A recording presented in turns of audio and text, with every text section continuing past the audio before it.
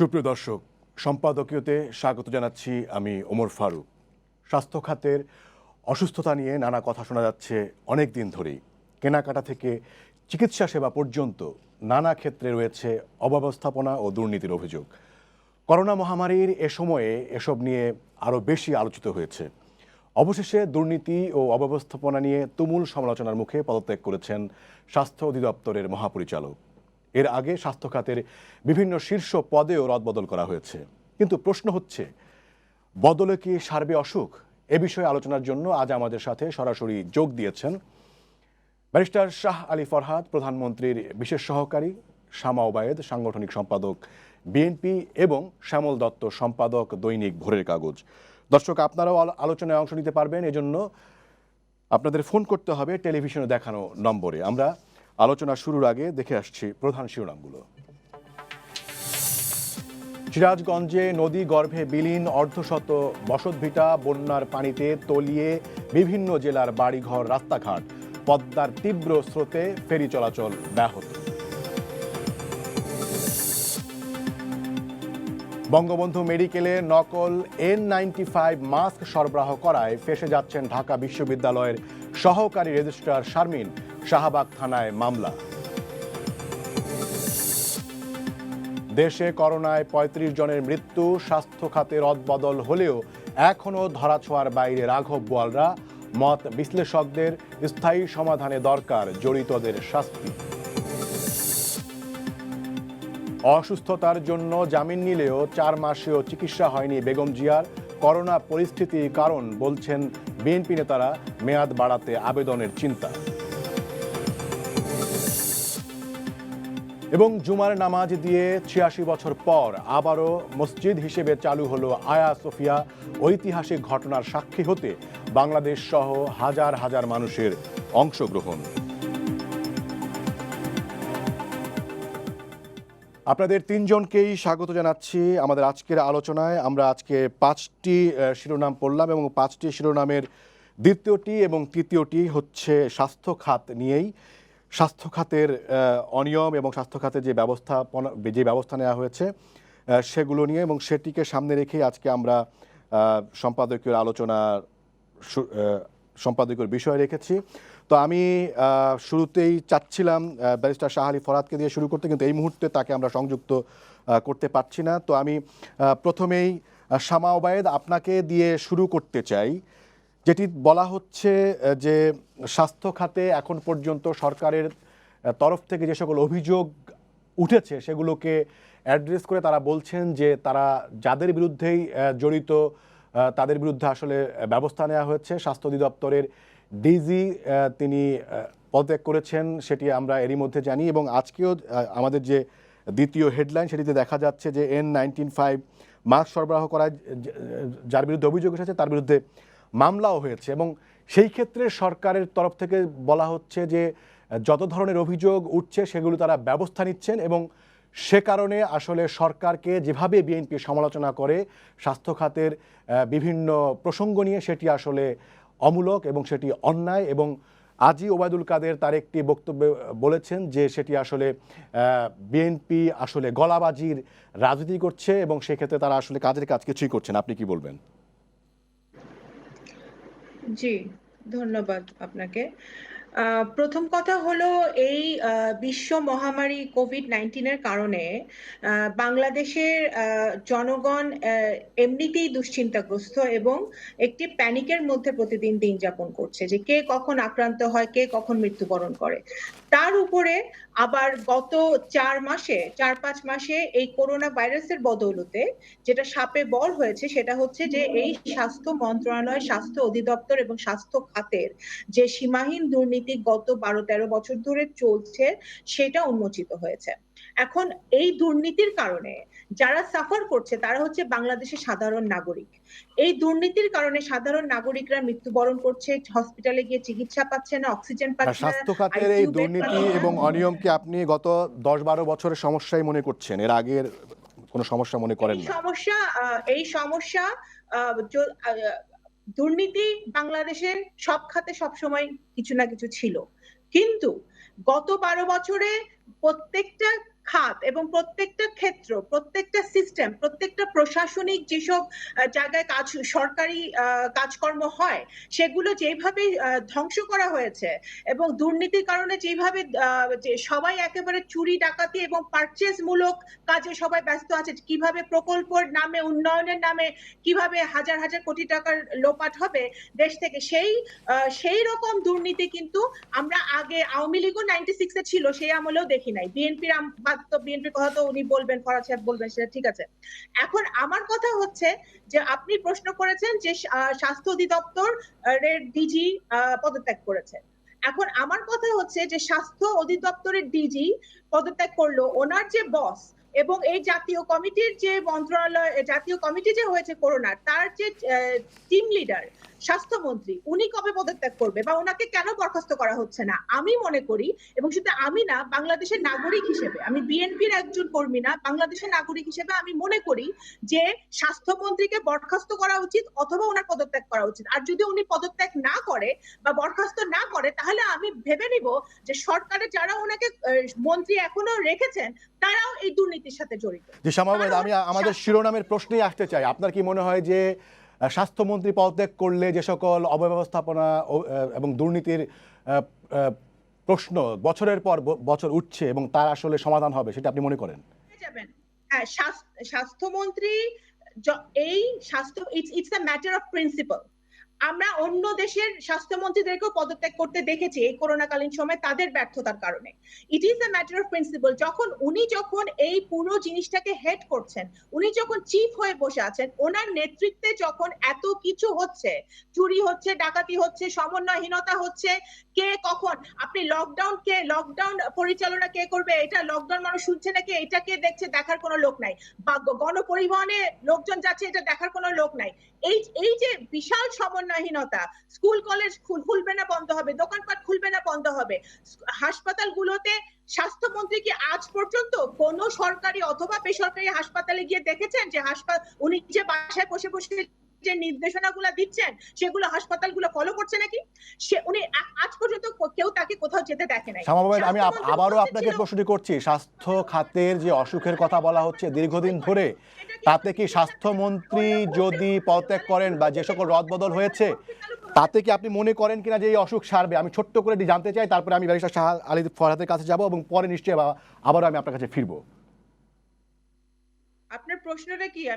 আমি যেটি জানতে চাচ্ছি, যে একদম শিরোনামের প্রশ্ন আবারও করছি, সেটি হচ্ছে যে আপনি যেটি বলছেন যে স্বাস্থ্যমন্ত্রীকে পদত্যাগ করতে হবে এবং বছরের পর বছর স্বাস্থ্য খাতের অসুখের যে কথা বলা হচ্ছে, অনিয়ম এবং দুর্নীতির কথা বলা হচ্ছে, মানে উনি পদত্যাগ করলে আপনি মনে করছেন যে এই অসুখ সেরে যাবে? স্বাস্থ্যমন্ত্রী পদত্যাগ করাটা একটা সূচনা হবে এবং স্বাস্থ্য অধিদপ্তরের মন্ত্রণালয়, আজকে খবর বের হচ্ছে যে এই যে 2013-14 সালে যে মেডিকেল কলেজের পরীক্ষা পত্র ফাঁস হয়েছিল, সেটাও স্বাস্থ্য অধিদপ্তর থেকে শুরু হয়েছিল। আজকে স্বাস্থ্য অধিদপ্তরের পরতে পরতে, মন্ত্রণালয়ের পরতে পরতে যেসব দুর্নীতিবাজরা, চোর ডাকাতরা বসে আছে, যারা 35 লাখ টাকার পর্দা দেখে, যারা 10,000 টাকার বিভিন্ন ধরনের চুরি চামারি করে, হাসপাতালগুলোতে 900 কোটি টাকার মিঠু সিন্ডিকেট 900 কোটি টাকার খালি বাক্স সরবরাহ করেছে বিভিন্ন হাসপাতালে এবং সেই টাকা তুলে নিয়ে গেছে এবং এটা প্রতিদিন বছরের পর বছর চলছে। সুতরাং স্বাস্থ্যমন্ত্রীর পদত্যাগটা একটা সূচনা হবে এবং বাংলাদেশের মানুষ সেটাতে একটা প্রশান্তি পাবে। জি, শামা ওবায়েদ, আপনাকে ধন্যবাদ। আমি নিশ্চয়ই আপনার কাছে আবারও ফিরবো। ব্যারিস্টার শাহ আলী ফরহাদ, আপনি নিশ্চয়ই শামা ওবায়েদের কথা শুনেছেন এবং তিনি বলছেন যে নীতিগতভাবে স্বাস্থ্যমন্ত্রীর পদত্যাগ করা উচিত, আপনি সেটি শুনেছেন এবং সেটি নিয়ে নিশ্চয়ই আপনি বলবেন। এর পাশাপাশি আপনার কাছে আমি আজকে আমাদের যে একটি শিরোনাম, দ্বিতীয় শিরোনাম, সেটি হচ্ছে যে বঙ্গবন্ধু মেডিকেলে নকল N95 মাস্ক সরবরাহ করায় ফেঁসে যাচ্ছেন ঢাকা বিশ্ববিদ্যালয়ের সহকারী রেজিস্ট্রার শারমিন। এবং এই শারমিনের পরিচয় দিতে গিয়ে একটি অনলাইন মিডিয়া তারা লিখেছে যে উনি হচ্ছেন ছাত্রলীগের সাবেক নেত্রী ছিলেন এবং ঢাকা বিশ্ববিদ্যালয়ের একটি হলের আসলে উনি সভানেত্রী ছিলেন। এবং আরেকটি যে দ্বিতীয় শিরোনাম, সেটি হচ্ছে যে বলা হচ্ছে যে স্বাস্থ্য খাতে রদবদল হলেও রাঘব বোয়ালদেরকে আসলে ধরতে হবে। এবং আমরা বিভিন্ন সময়ে শুনেছি যে স্বাস্থ্য খাতে সরকারের তরফ থেকে হাজার হাজার কোটি টাকা অনেক বরাদ্দ দেওয়া হয় এবং সেটি বলা হয় যে 80 ভাগই দুর্নীতি খেয়ে ফেলে এবং এই দুর্নীতির পেছনে আসলে কাজ করে বিভিন্ন রাজনৈতিক প্রভাব এবং বিভিন্ন রাজনৈতিক যে কলকাঠি সেগুলো। তো সেই প্রসঙ্গে আপনি কি বলবেন ব্যারিস্টার শাহ আলী ফরহাদ? জি, ধন্যবাদ ওমর ভাই। অনেকদিন পর সময় টিভিতে আসলাম। সময় টিভির সব দর্শকদের শুভেচ্ছা জানাচ্ছি। আপনি যে প্রশ্নটি করেছেন সেটা আমি শুরু করতে চাই এইভাবে, যে আমাদের দেশে দুর্নীতি বিভিন্ন খাতে আছে। আমাদের সরকার থেকে কিন্তু কোনো সময় বলা হয় না যে বাংলাদেশ এখন দুর্নীতিমুক্ত হয়ে গেছে, কারণ এটি একটি চলমান লড়াই, এটা আমাদের লড়ে যেতে হবে। এবং আমরা কিন্তু সেই নিদর্শনটা দেখাচ্ছি আমাদের বিভিন্ন কাজের মাধ্যমে, যে আমরা কিন্তু দুর্নীতিকে প্রশ্রয় দিচ্ছি না। এই যে আপনি যে দুটি উদাহরণ দিলেন, আমি আপনাকে এতটুকু নিশ্চয়তা দিতে পারি যে যাদের নাম এসেছে তাদের বিরুদ্ধে অভিযোগ প্রমাণ সহ যখন পেশ করা হবে, এনাদের রাজনৈতিক পরিচয় যাই হোক না কেন, তাদের এই অপরাধী পরিচয়টাই এখানে প্রাধান্য দেওয়া হবে, যেভাবে আমরা এতদিন দিয়ে এসেছি। এই বেশ কিছু দুর্নীতির খবর সামনে এসেছে, সেগুলোর বিরুদ্ধে সরকার ব্যবস্থা নিয়েছে। এখন আপনি মন্ত্রীর সম্পর্কে যে বিষয়টি বলছেন, যে আমাদের মাননীয় স্বাস্থ্যমন্ত্রীর পদত্যাগ দাবি করছেন যিনি, আমার সহবক্তা এবং ওনার দল, আমি বলবো যে আমরা যদি আমাদের সরকার থেকে যদি মনে করা হয় যে আমরা এই মুহূর্তে দেশের যে পরিস্থিতি, দেশের যে চাহিদা, সেই অনুযায়ী এই মন্ত্রী মহোদয় ডেলিভার করতে পারছেন না, তাহলে উনি এতদিন থাকতেনও না। তো আমরা এখন পর্যন্ত আমাদের মন্ত্রীর যে কাজ, সেখানে আমরা দেখতে পাচ্ছি যে উনি কিন্তু এই যে আমাদের ক্লিন আপ অপারেশন বলেন, এই সব বিষয়ে কিন্তু উনি ভালোভাবে নেতৃত্ব দিচ্ছেন। আর আলটিমেটলি মন্ত্রিসভার পার্লামেন্টারি ডেমোক্রেসিতে তো আপনার আলটিমেট সিদ্ধান্তটা প্রধানমন্ত্রীর হাতে থাকে। তো আমাদের মাননীয় প্রধানমন্ত্রী যেদিন মনে করবেন যে আমাকে এখানে নতুন কাউকে আনতে হবে, তিনি সেটাই আনবেন। ফরাজ ভাই, আপনাকে এখানে একটু আসলে থামানোর জন্য আমি এক্সটার্নাল দুঃখিত। প্রেশার। আমি যেটি বলতে চাচ্ছি যে এর আগে স্বাস্থ্য সচিবকে সরিয়ে দেওয়া হয়েছে এবং জি, স্বাস্থ্য অধিদপ্তর, সেই স্বাস্থ্য আমি এই অধিদপ্তরের পয়েন্টগুলোই বলতাম, যে আমরা আন্ডার না, পারফর্মিং কোন আমি অফিসিয়াল প্রশ্ন শেষ করি। স্বাস্থ্য অধিদপ্তরের মহাপরিচালককে পদত্যাগ করতে হয়েছে, অর্থাৎ স্বাস্থ্য মন্ত্রণালয়ের সম্পর্কিত ওনার আন্ডারের যারা আন্ডার কমান্ড আছেন সবাইকেই কোনো না কোনো কারণে আসলে এই করোনা পরিস্থিতিতে বিভিন্ন সমালোচনার মুখে সরানো হয়েছে অথবা সরে যেতে হয়েছে। তারপরেও আপনি মানে কিসের বিবেচনায় বলছেন যে স্বাস্থ্যমন্ত্রীকে এখনো পর্যন্ত উনি ঠিকমতো কাজ করতে পারছেন এবং সফল আপনি কেন মনে একটু করছেন? বলি এই বিষয়টা, আমি যদি একটু বলি আপনাকে, আমরা মার্চের 11 তারিখে কিন্তু বাংলাদেশে সারা পৃথিবীতে অ্যানাউন্সমেন্ট হলো যে কোভিড-19 একটি প্যান্ডেমিক, একটি গ্লোবাল প্যান্ডেমিক। ডব্লিউএইচও থেকে কিন্তু এর আগ পর্যন্ত এটির যে ব্যাপ্তি, সেটা নিয়ে ক্লিয়ার ভাবে কোনো ইনস্ট্রাকশন আসেনি। তো মার্চ মাস থেকে শুরু করে আপনি যদি এখন পর্যন্ত দেখেন, অনেকে এখানে ভুল করে বলেন যে বাংলাদেশ নাকি 3 মাস হাতে সময় পেয়েছিল, যে কথাটি একেবারেই সত্য নয়। বাংলাদেশ আসলে 1 মাসের মতন সময় পেয়েছিল, 1 মাসের থেকেও কম বলবো আমি। কারণ গ্লোবাল প্যান্ডেমিক ডিক্লেয়ার হওয়ার আগ পর্যন্ত ডব্লিউএইচওর কাছ থেকে সবকিছু পুঙ্খানুপুঙ্খ ভাবে জানার আগ পর্যন্ত কিন্তু বাংলাদেশ কেন, পৃথিবীর কোনো দেশই এর ব্যাপ্তি বা এর গভীরতা কতটুকু এই সমস্যার, সেটি তারা আন্দাজ করার মতন অবস্থায় ছিল না। কারণ এখানে সেই তথ্য উপাত্ত একমাত্র এই ধরনের আন্তর্জাতিক সংগঠনের কাছ থেকে আমরা পেতে পারি। তো তারপর থেকে আপনি দেখেন বাংলাদেশের স্বাস্থ্য ব্যবস্থা তো কোনো সময় কোভিড এর মতন মহামারী, এমনকি আমাদের দেশ কেন, উন্নত অনেক দেশের স্বাস্থ্য ব্যবস্থায় ফরহাদ ভাই, মহামারী সামলানোর জন্য কোভিডের চ্যালেঞ্জ এবং সরকার কিভাবে সেটির মোকাবেলা করেছে সেটি আমি জানি। আমি একটু বিষয়ে থাকতে চাই ফরহাদ ভাই, আপনি বিষয়গুলো কিন্তু আপনাকে একটু মাথায় নিতে হবে। কারণ আমরা যদি শুধুমাত্র 3 বা 4টা দুর্নীতির বিষয়কে এখানে হাইলাইট করতে থাকি, এখানে যেগুলোর ইনফ্যাক্ট ব্যবস্থা নিয়ে নেওয়া হয়েছে, তাহলে কিন্তু সম্পূর্ণ যে আপনার চিত্রটি, সেটি কিন্তু সামনে ফরহাদ ভাই, তাহলে আমি একটু আপনার দৃষ্টি আকর্ষণ করতে চাই। স্বাস্থ্য অধিদপ্তরের যে সদ্য বিদায়ী এবং পদত্যাগকারী ডিজি, তিনি বলেছেন তাকে যখন শোকজ করা হয়েছে, কারণ দর্শানোর নোটিশ দেওয়া হয়েছে, সেখানে তিনি যেটি বলেছেন যে তিনি যতগুলো পদক্ষেপ নিয়েছেন উপরের কারো দ্বারা নির্দেশিত হয়েই তিনি এই পদক্ষেপগুলো নিয়েছেন। তো উপরের কারো দ্বারা নির্দেশ উপরের মানে কারা আসলে কারা, সেগুলি নিশ্চয়ই মন্ত্রী বা তার সাথে যারা সম্পর্কিত তাদের নির্দেশনা ব্যবস্থা নিয়ে থাকে। জি, একজন বিদায়ী আন্ডার পারফর্মিং অফিসারের আপনার এই ধরনের কথাগুলো খুব গুরুত্বের সাথে নিব না, কারণ তিনি কিন্তু চাবেনই এখন ব্লেমটা আরো অনেক জায়গায় ছড়িয়ে দিতে। উনি পদত্যাগের আগেই রাখতে হবে এটি বলেছেন। আমি আপনাকে এইটুকু অ্যাসুরেন্স দিতে পারি যে আমাদের স্বাস্থ্য খাতের সাথে জড়িত দায়িত্ববান কেউ যদি কোনো ধরনের অনিয়ম বা দুর্নীতির সাথে জড়িত থাকে, আমরা কিন্তু সরকারের পক্ষ থেকে এই বিষয়ে কোনো লিভে তাদেরকে দিচ্ছি না। তো এটা আপনি আমাদের নতুন সচিব আসা বলেন, আমাদের সেন্ট্রাল মেডিকেল স্টোর ডিপো যেটি সিএমএসডি, সেটির নতুন পরিচালক নিয়োগ বলেন, অথবা নতুন স্বাস্থ্য অধিদপ্তরের মহাপরিচালক নিয়োগ বলেন, সব জায়গাতেই আমরা এই ধরনের নতুন মানুষদেরকে নিয়ে আসছি। এখন একটা বিষয় আপনাদের মাথায় রাখতে হবে, যেটি আমি বললাম, যে আমাদেরকে কিন্তু সম্পূর্ণ চিত্রটি পেতে হলে এই 3.5-4 মাসের কাজগুলো আমাদেরকে দেখতে হবে। আমরা শুধু যদি দুর্নীতি নিয়ে আলাপ করি এবং অন্য বিষয়গুলো একদমই সামনে না আনি, তাহলে মনে হবে যে মানুষ রাস্তাঘাটে মারা যাচ্ছে, কিছু মানুষ শুধুমাত্র টাকা কামানো নিয়ে ব্যস্ত ছিল, কিন্তু তা কিন্তু না। সারা দেশব্যাপী একটি মহা কর্মযজ্ঞ হয়েছে গত 3.5-4 মাসে। ফরহাদ ভাই, আপনাকে 80টা ধন্যবাদ। আপনার কাছে আমি এখন আবারও আপনার আসবো। সারা আমি দেশে শ্যামল কোভিড দত্ত বিশেষায়িত আপনার কাছে হাসপাতাল। আসতে চাই। আপনার কাছে আমি জানতে চাই, সেটি হচ্ছে আপনি দুই বক্তার বক্তব্য শুনলেন, তাতে আপনার কি মনে হয় যে আসলে স্বাস্থ্য মন্ত্রীকে নিয়ে যে প্রশ্ন উঠেছে এবং শামা ওবায়েদ বলছেন যে নীতিগতভাবে তার পদত্যাগ করা উচিত, এবং ব্যারিস্টার শাহ আলী ফরহাদ বলছেন যে এই মহামারী যেভাবে সামাল দেয়া গেছে এবং তাতে স্বাস্থ্যমন্ত্রীকেই আসলে কৃতিত্ব দিতে হবে, বৈশ্বিক প্রেক্ষাপটে অনেক ক্ষেত্রে বাংলাদেশের পরিস্থিতি অনেক ভালো বলে ব্যারিস্টার শাহ আলী ফরহাদ মনে করেন এবং তার কৃতিত্ব তিনি স্বাস্থ্যমন্ত্রীকে দিতে চান। শ্যামল দত্ত। শুনেন, 1998 সালে বাংলাদেশের সংসদে একটা বিতর্ক হচ্ছিল। তখন একটা ট্রেন অ্যাক্সিডেন্টে পর তখন যোগাযোগ মন্ত্রী, তখন একটি মন্ত্রণালয় ছিল, রেলপথ এবং যোগাযোগ মন্ত্রণালয়।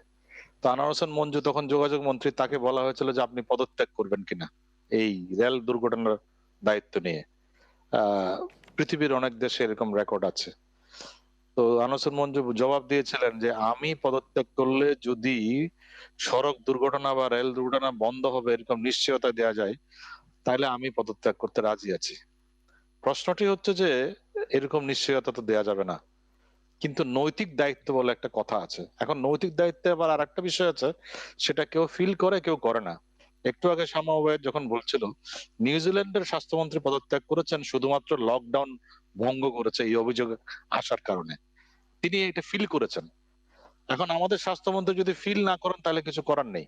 আমাদের এখানে রেকর্ড হচ্ছে বা আমাদের এখানে রীতি হচ্ছে কেউ ফিল করে না যে তাকে পদত্যাগ করতে হবে। যেমন ধরুন এই যে যখন স্বাস্থ্য অধিদপ্তরের পরিচালকের কথা বললেন, তিনি কিন্তু মহাপরিচালক কিন্তু পদত্যাগ করছেন কোন সময়ে, যখন তার বিরুদ্ধে মামলা হয়েছে, তার বিরুদ্ধে দুদকে অভিযোগ হয়েছে, তার বিরুদ্ধে দুদকে ডাকার ইয়ে হয়েছে, সেই সময় একেবারে চূড়ান্ত পর্যায়ে তাকে কিন্তু আগে সরকার বরখাস্ত করেনি। বরখাস্ত করার আগে তিনি পদত্যাগ করেছেন। আমাদের এখানে স্বাস্থ্য খাতে হ্যাঁ এটা ঠিক যে এই ধরনের রেকর্ড নাই। আমরা অতীতেও দেখেছি দুর্নীতির অভিযোগ মন্ত্রীদের বিরুদ্ধে নানা পর্যায়ের ব্যক্তিত্বের বিরুদ্ধে আসে, কিন্তু সরকার ব্যবস্থা নেওয়া পর্যন্ত কিন্তু কেউ পদত্যাগ করে না, এটুকু নৈতিক দায়িত্ব ফিল করে না। নৈতিক দায়িত্ব যদি ফিল করতো তাহলে স্বাস্থ্যমন্ত্রী বোধহয় আগেই পদত্যাগ করতো। তো সেটি আপনার প্রশ্নের সরাসরি জবাব হচ্ছে সেটাই। সেক্ষেত্রে মানে যে প্রসঙ্গটি ব্যারিস্টার শাহ আলী ফরহাদ বলতে চাচ্ছেন যে মানে শুধুমাত্র দুর্নীতিকেই সামনে নিয়ে আসা হচ্ছে এবং এই করোনা পরিস্থিতিতে এবং মহামারীর ক্ষেত্রে যে সকল অর্জন হয়েছে সেগুলো আসলে আলোচনা হচ্ছে না, এবং সেটিকে উনি বলছেন যে এটা ঠিক। আমি বলি আপনাকে, অনেক দুর্ভাগ্যের বিষয় আমাদের জন্য, করোনার মতো একটা বিশ্ব মহামারী যেটা আমাদেরকে বিপর্যস্ত করেছে, এই সময়ে আমাদের উচিত ছিল যে করোনা ব্যবস্থাপনাটা কিভাবে উন্নত করা যায় সে আলোচনা করা। কিন্তু গত 4 মাস যাবত আমরা দুঃখের সঙ্গে আলোচনা করছি করোনার সময় কি পরিমাণ দুর্নীতি হচ্ছে, কি পরিমাণ অব্যবস্থাপনা আছে এগুলো নিয়ে। সেটি কি অপ্রাসঙ্গিক মনে হয়, এবং সেটি মূলত গণমাধ্যমে আসছে, এবং যেহেতু আপনি একজন সিনিয়র সাংবাদিক। অপ্রাসঙ্গিক না, সেটা প্রাসঙ্গিক। প্রাসঙ্গিক এই কারণেই দীর্ঘদিন ধরে স্বাস্থ্য ব্যবস্থাপনায় আপনার যে অব্যবস্থাপনা চলে এসছে সেটা প্রকট হয়ে উঠেছে, সেটা ওপেন আপ হয়েছে এই করোনা ব্যবস্থাপনার সময়। কিন্তু এই করোনা ব্যবস্থাপনায় আমাদের অনেক সফল ব্যবস্থাপনাও আছে। আমাদের ইকোনমিক ম্যানেজমেন্ট খুবই ভালো হয়েছে, আমাদের অন্যান্য ম্যানেজমেন্ট গুলো খুবই ভালো হয়েছে, কিন্তু আমরা মিজারেবলি ফেল করেছি কিন্তু স্বাস্থ্য ব্যবস্থাপনায়। আমরা প্রাইভেট হসপিটাল গুলোকে আনতে পারি নাই প্রপারলি ম্যানেজমেন্টে, আমরা পরীক্ষার ব্যাপারটাকে একটা নির্দিষ্ট ব্যবস্থাপনার মধ্যে আনতে পারি নাই, যে কারণে এই জ্যাকেজির মতো, রিজেন্টের মতো দুর্নীতিবাজ এবং এই ধরনের ভুয়া প্রতিষ্ঠানগুলো ঢুকে গেছে। এগুলো মনিটরিং গুলো যথার্থভাবে হয় নাই, মানুষ চিকিৎসা না পেয়ে মারা গেছে। কিন্তু আমরা কিন্তু অন্যান্য ব্যবস্থাপনা কিন্তু খুবই এফিসিয়েন্টলি করেছি। আজকে অনেকেই সমালোচনা করতে পারেন গার্মেন্ট সেক্টরে যে সিদ্ধান্তগুলো হয়েছে এগুলো অত্যন্ত ইতিবাচক সিদ্ধান্ত ছিল। ইকোনমিক সেক্টরে যে সিদ্ধান্তগুলো ছিল, মাননীয় প্রধানমন্ত্রীর যে প্রণোদনা দেওয়ার প্যাকেজ গুলো ছিল, এগুলো খুবই ইতিবাচক পদক্ষেপ। এগুলো বাংলাদেশের অর্থনীতিকে নতুন করে কিন্তু এক ধরনের প্রাণশক্তি দিয়েছে।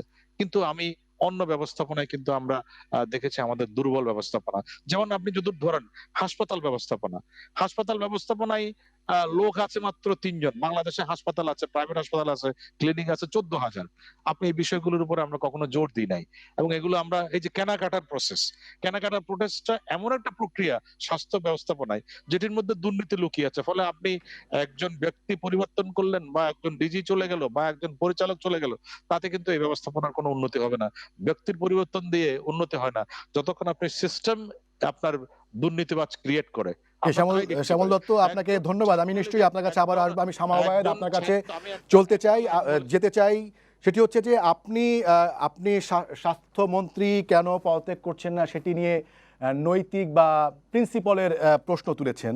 তো আপনারা ক্ষমতায় ছিলেন, আপনাদের সময় বিভিন্ন মন্ত্রীর বিরুদ্ধে দুর্নীতির অভিযোগ উঠেছে। আপনারা কি সেই দৃষ্টান্ত দেখাতে পেরেছেন যে আসলে দুর্নীতির অভিযোগ উঠলে সেটি পদত্যাগ করতে হয়, এবং সেটি যদি না হয় তাহলে এই প্রশ্ন তোলার নৈতিক অধিকার বিএনপি রাখে কিনা, সেটিও তো একটি প্রশ্ন নাকি?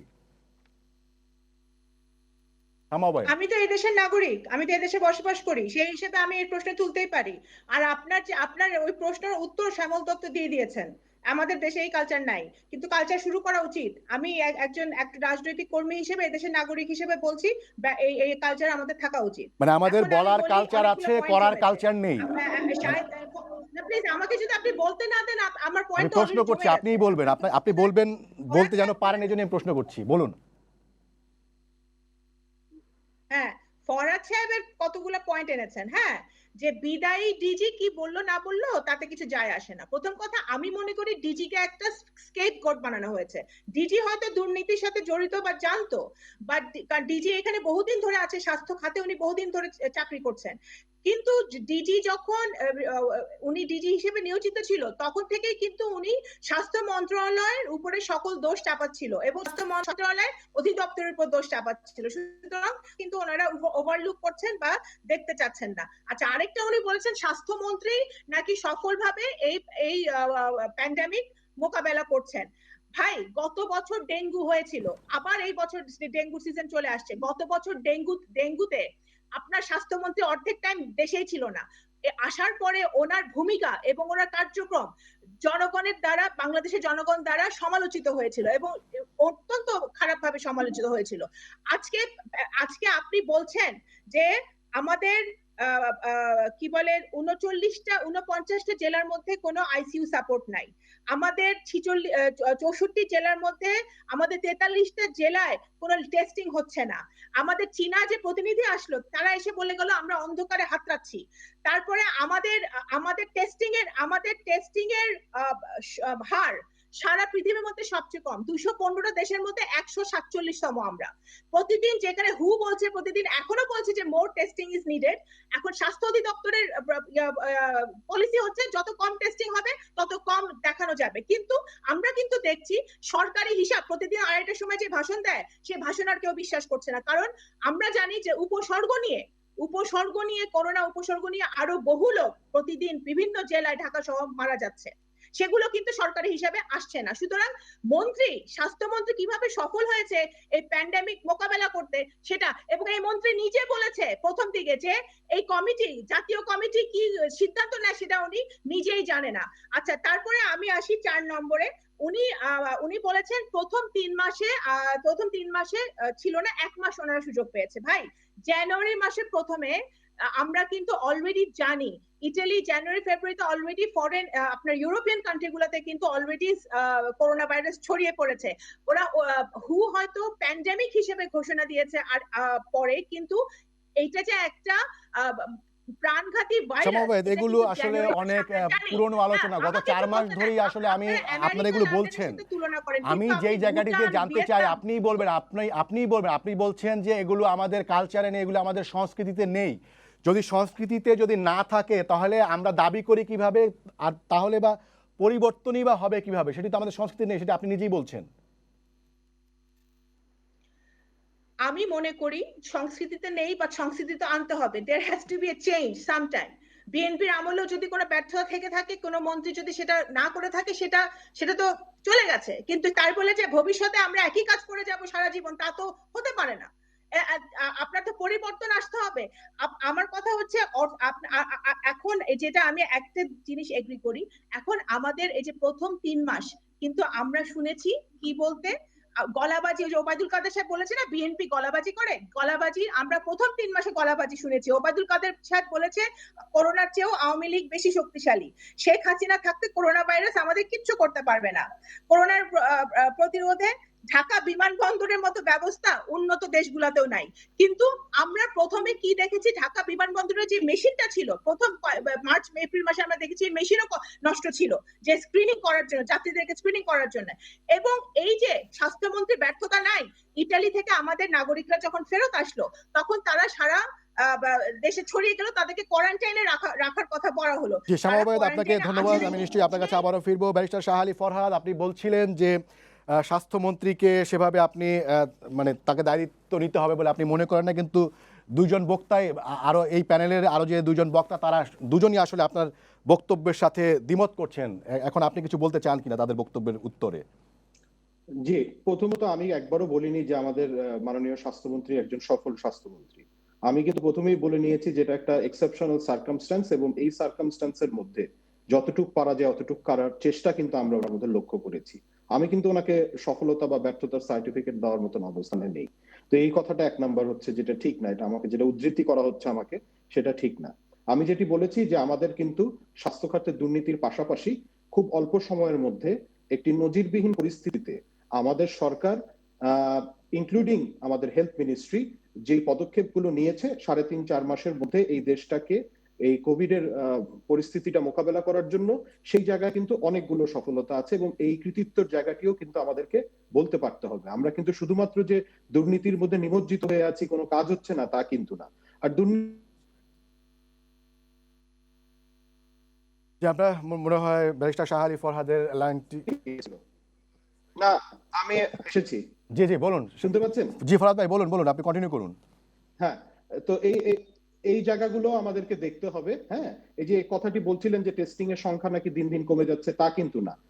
আমরা কিন্তু আর্টিফিশিয়ালি টেস্টিং এর সংখ্যা কমাচ্ছি না। টেস্টিং এর সংখ্যা আস্তে আস্তে এমনিই কমে আসছে। সারা পৃথিবীতে যা হচ্ছে বাংলাদেশেও তা হচ্ছে। এখানে কিন্তু এমন না যে আমরা এমন কোনো রিস্ট্রিকশন দিয়ে দিয়েছি যার কারণে এখন টেস্টিং করতে মানুষ যেতে পারছে না। যেটি একটু আগে বলছিলাম যে আমাদের এখন ৮০টা ল্যাবের মধ্যে হচ্ছে। এখন কোনো পার্টিকুলার ডিস্ট্রিক্টে না থাকলেও কিন্তু তাদের টেস্টিং বন্ধ নেই। তারা কিন্তু এই পাশের ডিস্ট্রিক্ট বা পাশেই সর্বনিকট যেই ল্যাবটি আছে সেখান থেকে তারা টেস্ট করে আনছে। এমন কিন্তু কোনোখান থেকে বলা হচ্ছে না যে টেস্টিং এর জন্য এই জায়গার মানুষের কোনো টেস্ট হয় না, তা কিন্তু না। তো এটাও একটা ভুল কথা। আর একটা বিষয় আপনার দেখতে হবে যে এই অল্প সময়ের মধ্যে সারা বাংলাদেশে আপনার এই এখন আমাদের জেনারেল কোভিড এর বেড, শুধু কোভিড এর রোগীদের জন্য বেড সারা দেশে এখন ১৫,০০০-এর উপরে।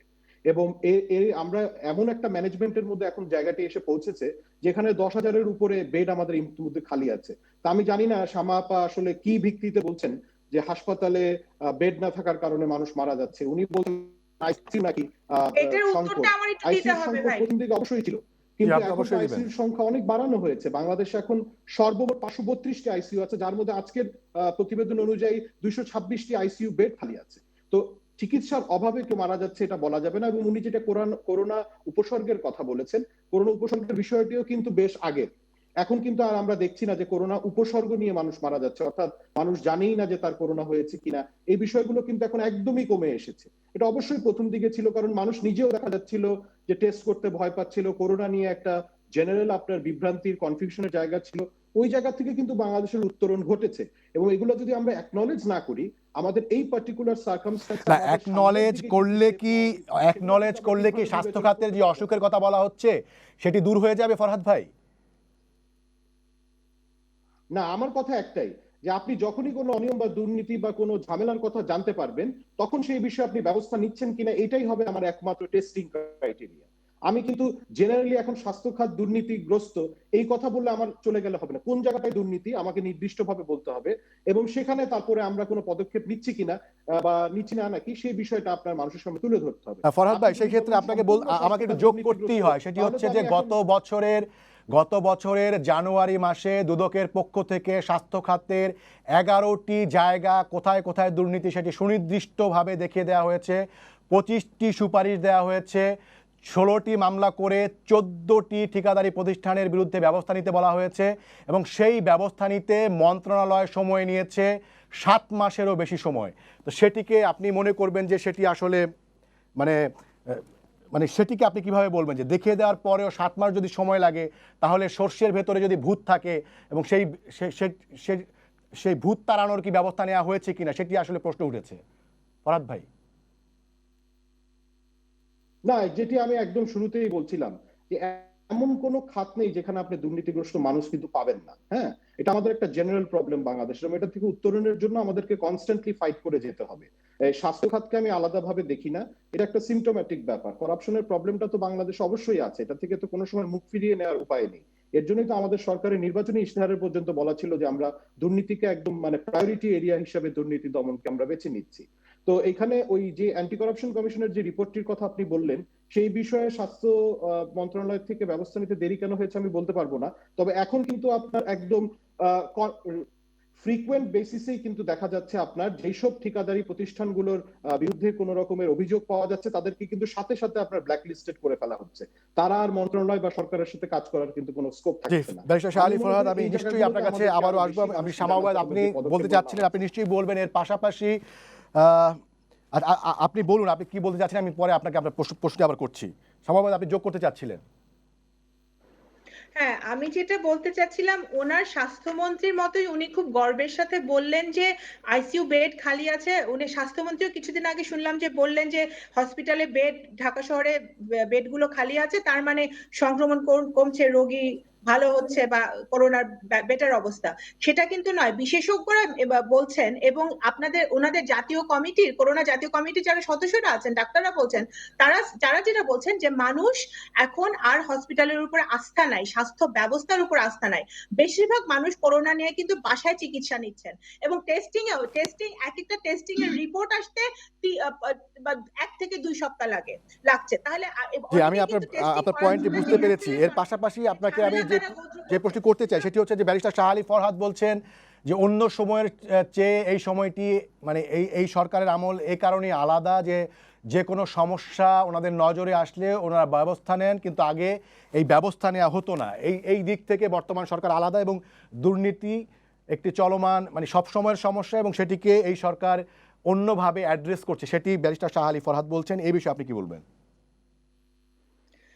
উনি মনে করলে ভালো। ওনাকে আমি একটা প্রশ্ন করি, ওনারা দুর্নীতি অ্যাড্রেস করছেন, তো উনি তো প্রধানমন্ত্রী দপ্তরে কাজ করেন, তো উনি তো আমাকে বলুক তো যে শাহেদের মতো এই বিশাল বড় বড় নেতারা প্রধানমন্ত্রীকে কিভাবে ফুল দেয়, আমি কিভাবে প্রধানমন্ত্রীর কাছে যাই, আমি তো এটা জানি না। কারণ আমি একটা রাজনৈতিক পরিবারের সন্তান, আমি তো জানি যে এগুলার একটা প্রোটোকল থাকে, ঠিক আছে?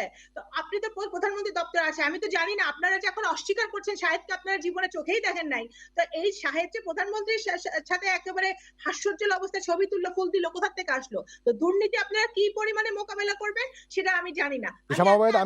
আমি ব্যারিস্টার শাহ আলী ফরহাদের কাছ থেকে এখনই এই প্রশ্নের উত্তরটা নিয়ে আছি।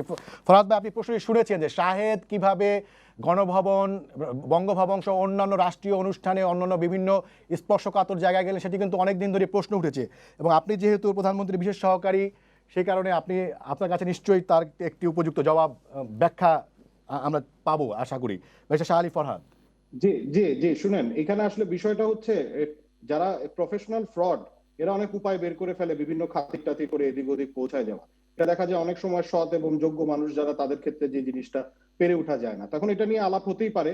এই বিষয়ে একদম সুনির্দিষ্ট তথ্য ছাড়া আসলে আমার কিছু বলা ঠিক না। কিন্তু আমাদের কথা হচ্ছে এই প্রফেশনাল ফ্রডটাকে তো আমরা ধরেছি এবং তার বাঁচার তো কোনো উপায় নেই। কিন্তু শামা আপা একটুখানের জন্য কিন্তু অ্যাকনোলেজ করছেন না যে শাহাবুদ্দিন মেডিকেল কলেজের যে তথাকথিত ডক্টর শাহাবুদ্দিনকে ধরা হয়েছে, উনি তো বিএনপির কেন্দ্রীয় কমিটির সহ আপনার অর্থ সম্পাদক এবং গত নির্বাচনে তেজগাঁও আসন থেকে বিএনপির মনোনয়ন প্রাপ্ত একজন ব্যক্তি।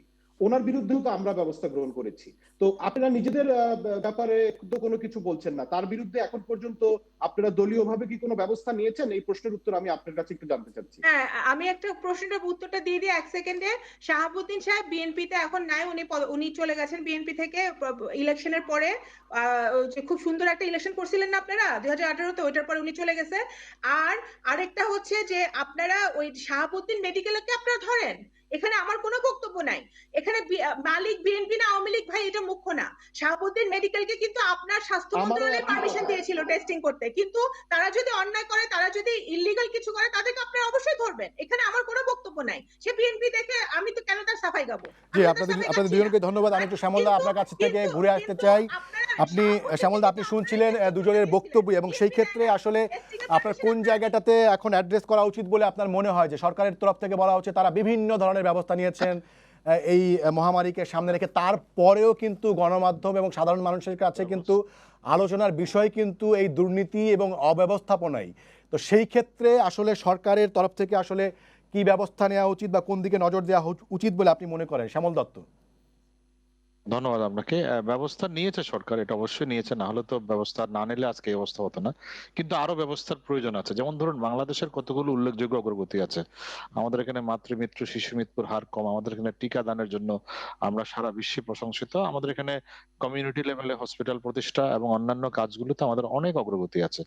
এবং আমাদের আরো অনেক ব্যবস্থাপনা আছে যেগুলোতে বিশ্বজুড়ে আমাদের অনেকে মডেল হিসেবে দেখেন। প্রশ্ন হচ্ছে, আমি এখন এই করোনার কারণে সমস্ত কার্যক্রম থেমে গেছে, আমাদের টিকাদান কর্মসূচি থেমে গেছে, আমাদের নারীদের স্বাস্থ্যের ব্যাপারের কাজগুলো থেমে গেছে। গ্রামগঞ্জে অনেক নারী, অনেক সাধারণ মানুষ হসপিটালে গেলে ট্রিটমেন্ট পাচ্ছেন না। তার কারণ এখনো পর্যন্ত ডাক্তাররা বসেন না, প্রপারলি ট্রিটমেন্ট করেন না। আর এখন থেকে আমাদের প্রস্তুতি নিতে হবে, যেটা ব্যারিস্টার শাহ আলী ফরহাদ বলেছেন, আমাদের কিন্তু করোনা রোগী আস্তে আস্তে কমে আসছে। যেমন ধরুন, ঢাকা মেডিকেলে 800 বেডের যে করোনা ইউনিট করা হয়েছিল, তাতে এখন 400 জনের কম রোগী আছে। তাহলে বাকি 400টা সিট কি খালি থাকবে? কারণ সাধারণ মানুষের চিকিৎসার জায়গা তো ঢাকা মেডিকেল। ফলে আমাকে এখন এমন একটি ব্যবস্থাপনা করতে হবে এখন থেকে, যাতে আমি করোনা রোগীর পাশাপাশি অন্যান্য রোগের চিকিৎসা হয়। বাংলাদেশে কিন্তু অন্যান্য এই যে রোগের চিকিৎসা খালি, এখন হচ্ছে সেটির না। পেছনে যাদের শামা ওবায়েদ মনে করেন যে স্বাস্থ্য খাতের প্রতি আস্থা কমে গেছে এবং সে কারণেই খালি। এই এই এই বক্তব্যের সাথে আপনি আপনি সেটা একমত কিনা? সেটা কিছুটা সত্য, কিছুটা আবার অন্য কারণও আছে। যে একটা হচ্ছে যে এর মধ্যে প্রাইভেট হসপিটাল গুলো যুক্ত হওয়াতে অনেক লোক প্রাইভেট হসপিটালে ট্রিটমেন্ট নিচ্ছে। এখন আপনার ল্যাব এইড, স্কোয়ার, ইউনাইটেড, অ্যাপোলোর মতো হসপিটাল করোনা রোগীর চিকিৎসা করছে। আগে তারা করতো না। ফলে যারা অ্যাফোর্ড করতে পারে তারা এখন ওইদিকে চলে যাচ্ছে। আপনি তো নিশ্চয়ই জানেন, চট্টগ্রামে আমাদের অ্যাসালমের মতো একটা কোম্পানির তাদের অভিভাবক তুল্য বড় ভাই শুধু একটা আইসিইউর অভাবে মারা গেছেন। এখন হলে হয়তো সেটা মারা যেতেন না, কারণ এখন আইসিইউ বিভিন্ন প্রাইভেট হসপিটালে পাওয়া যাচ্ছে। তখন তো প্রাইভেট হসপিটালে কোনো করোনা রোগীকেই ঢুকতে দেয় নাই। আপনি স্কয়ার হসপিটালের সামনে 9 ঘন্টা অ্যাম্বুলেন্সের থেকে এক রোগী মারা গেছে, রোগী নিচ্ছে না। সেই ব্যবস্থাপনাগুলো ছিল, দুর্বলতাগুলো ছিল, কিন্তু এগুলো আস্তে আস্তে কাটিয়ে ওঠা হয়েছে। এটা অনেক পরে হয়েছে এবং সেজন্য অনেক মানুষের জীবন দিতে হয়েছে। প্রায় এতগুলো ডাক্তার মারা গেছে আমাদের দুর্বলতার কারণে মারা গেছে, আমাদের সাংবাদিক সমাজের লোক মারা গেছে আমাদের দুর্বলতার কারণে মারা গেছে। এগুলো অনেক পরে হয়েছে। এখন যেটা হয়েছে, আমি মনে করি পোস্ট কোভিড বা কোভিড এর শেষ দিকে এসে আমাদের হেলথ ম্যানেজমেন্ট কিরকম হবে, তার জন্য এখন থেকে পদক্ষেপ নেওয়া দরকার। আমি মনে করি বিভিন্ন জায়গায় উপজেলা লেভেলে স্বাস্থ্য কেন্দ্রগুলো কিন্তু সাধারণ লোকের চিকিৎসা দিচ্ছে না, এগুলোকে অ্যাক্টিভ করতে হবে। সাধারণ রোগের আরো অন্যান্য রোগের রোগী আছে, আমাদের এখানে কিডনি রোগী আছে, আমাদের এখানে আপনার ডায়ালিসিসের রোগী আছে, আমাদের এখানে প্রেগনেন্ট উইমেনদের আপনার সিজার অপারেশন করার ব্যাপার আছে, এগুলো করছে না তৃণমূল পর্যায়ে। জি, শ্যামল ফলে দত্ত, এই আপনাকে জিনিসগুলোতে ধন্যবাদ। আমাদের হাতে আর খুব বেশি এখন সময় থেকে নেই। যেতে ব্যারিস্টার শাহ হবে। আলী ফরহাদ, আমি আপনার কাছে আবারও ফিরতে চাই এবং আবারও ফিরতে চাই আমাদের যে শিরোনাম বদলাবে, বদলে কি সারবে অসুখ, এবং সেটার সাথে সম্পর্ক রেখে আমি যে প্রশ্নটি আবার আপনাকে করতে চাই, সামাবাদ আপনাকে এরই মধ্যে করেছেন, যে ব্যারিস্টার শাহেদ যে আপনার বিভিন্ন স্পর্শকাতর জায়গায় ঢুকলো এবং নিঃসন্দেহে সেই ক্ষেত্রে তার চাতুর্য এবং ছল চাতুর্য একটি বিষয় ছিল, কিন্তু আপনি বলছেন যে কারো সাথে মানে খাতির করেছেন তিনি।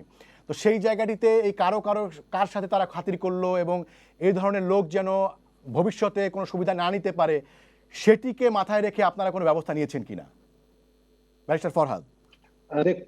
জি, ধন্যবাদ। দেখুন, এই যে এখন তো উনি একটা আইন শৃঙ্খলা রক্ষাকারী বাহিনীর রিমান্ডে আছেন, সেখানে তার জিজ্ঞাসাবাদ চলছে। অবশ্যই এই মানুষটার পাশে যারাই ছিল, যারা তাকে এই ধরনের কুকর্ম গুলো করার জন্য সাহায্য করেছে, তাদের যদি কোনো পদ পদবি থেকে থাকে সেটাকে ব্যবহার করেছে বা অপব্যবহার করেছে মূলত, তাহলে অবশ্যই তাদের নাম সামনে আসবে এবং তাদের বিরুদ্ধে সেই অনুযায়ী ব্যবস্থা নেওয়া হবে। কিন্তু আমরা আগে থেকেই কিন্তু কাউকে দোষারোপ করতে পারছি না। আমাদের আগে জানতে হবে তো যে এই বিষয়টা কি। কারণ দেখা যাচ্ছে যে বাংলাদেশের সমাজের এমন কেউ নাই যার সাথে উনি ছবি উঠানোর ক্ষেত্রে মানে পিছিয়ে আছেন। উনি একদম মানে মিলিটারি, পুলিশ, রাজনীতিবিদ সবখানেই দেখা গেছে ঘুরে ফিরে উনি ছবি তুলছেন। এখানে আরেকটা বিষয় আপনাকে মাথায় রাখতে হবে যে এই ধরনের মানুষগুলো আসলে রাজনীতিবিদদের একটা মানে বিব্রতকর পরিস্থিতিতে পড়তে হচ্ছে। কারণ একজন রাজনীতিবিদের কাছে যখন কেউ এসে একটা ছবি তুলতে চান, এটা সারা পৃথিবীতে আপনি দেখবেন যে একটি একটা নর্মের মতন, যে আপনি কিন্তু কাউকে মানা করতে পারছেন না।